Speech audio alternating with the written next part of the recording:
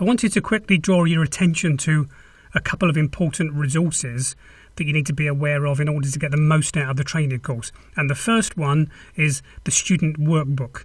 And in the workbook, I've collected together the various templates and briefings that you'll need in order to do the activities on the course. So let me quickly go through some of the content inside this particular handbook that you've got. Importantly, on page 3, you'll find a form where you can define your goals and the questions that you have, and it's worth doing that before you actually start the course, because that way you can know whether or not we've achieved what you've set out. You'll also find things like the odd thing you can print out, for in this instance as a poster, that you could then remind yourself about what the steps are in the training.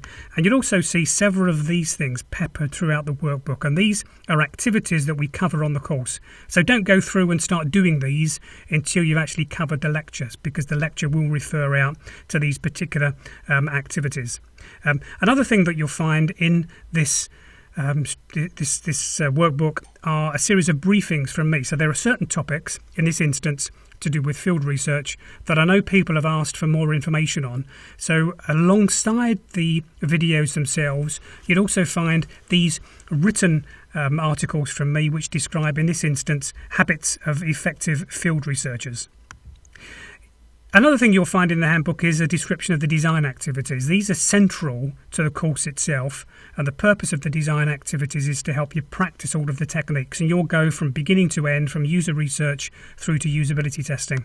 And here are the 5 design activities: Find My Pet, Tomorrow's Shopping Cart, Gift Giver, The Citizen Journalist, and the digital postcard. And I'll review each of those in a lot of depth in the videos of the course, but here it provides the extra background that you might need.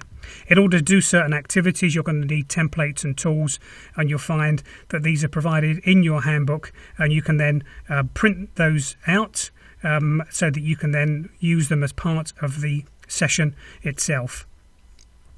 What else have we got here? So we've also got as well as these various activities. I'm scrolling through the sidebar on the left-hand side here. What else have we got here? Oh, so another thing that I'll be asking you to do is to redesign a form. This is the form you'll be redesigning. Don't start the redesign yet. Wait until you get to that particular part of the course. But you might find it useful again to print it out, because then you can annotate the form with paper or with pen and pencil as you go through.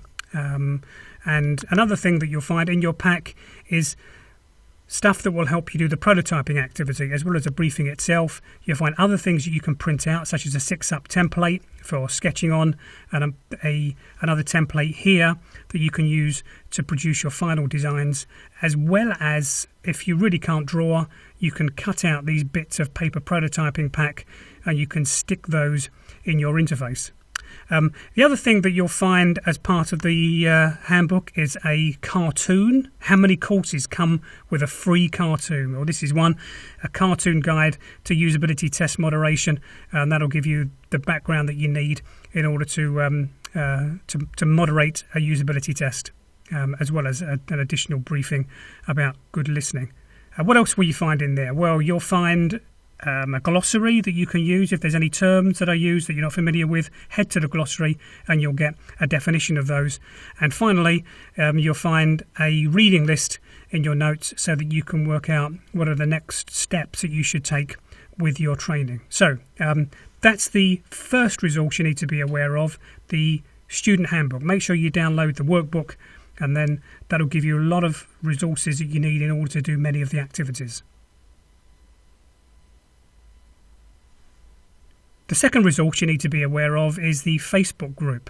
So we've got over 1,300 people in that group at the moment, and the purpose of the group is to allow you to share the work that you're doing on the course. Now, you can share it within the Udemy interface. The problem is it's just not quite as usable. Now, by all means, if you do that, I will still comment on it. So don't feel you have to use the Facebook group. It's simply that it makes the whole thing easier for you if you do. So I'd encourage you to sign up.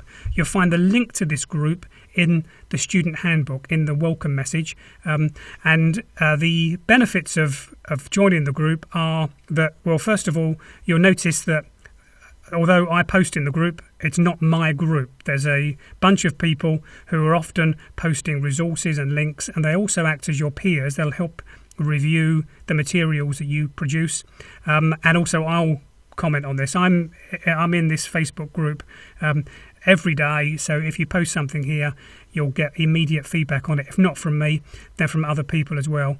And you can see here we've got various people who've taken part in the design activities. So I'd encourage you to sign up for the Facebook group as well. So those two things, make sure you've got the student workbook handy, that you've downloaded it. You'll find that in the download section of the course. And secondly, I'd encourage you to join the Facebook group too. Okay, let's get on with the course.